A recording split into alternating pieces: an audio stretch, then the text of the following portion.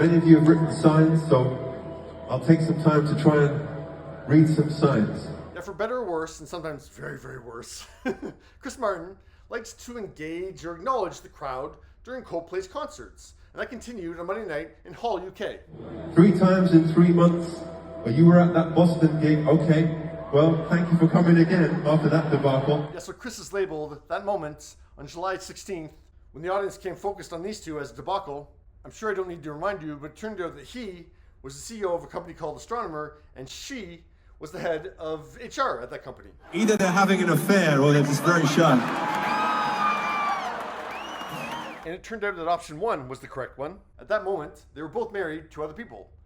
I can't say they are married to other people because I'm not sure that's still the case. But yeah, at that moment, they're married to other people. And yeah, Chris is calling that whole thing a debacle. We sent pure love to those people and I wish them so well. Now, proper labels are quite important to Chris. Remember the conscious uncoupling with eventual Astronomer spokesperson Gwyneth Paltrow.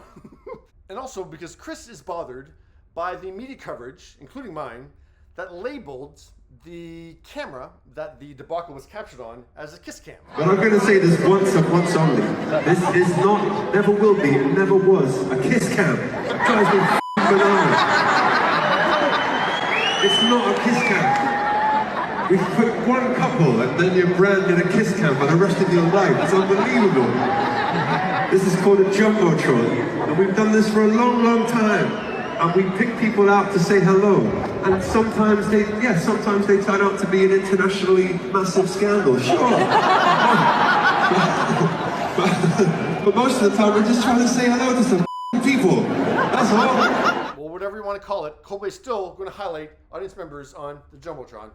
Here we are in Hull, and I'd like to say hello to some of you, so we're going to do our kiss cam. That's what we're going to do. But it's not a kiss cam. Jesus. I mean, the Jumbotron is the screen that the camera feed or the camera feeds are broadcast on, like it's an object. So no, I don't like that name, Chris. I remember considering referring to the camera as audience cam, but I thought for the reader reading that title, they might just think it's like audience cam is just like a wide shot, you know, with a lot of people in the audience.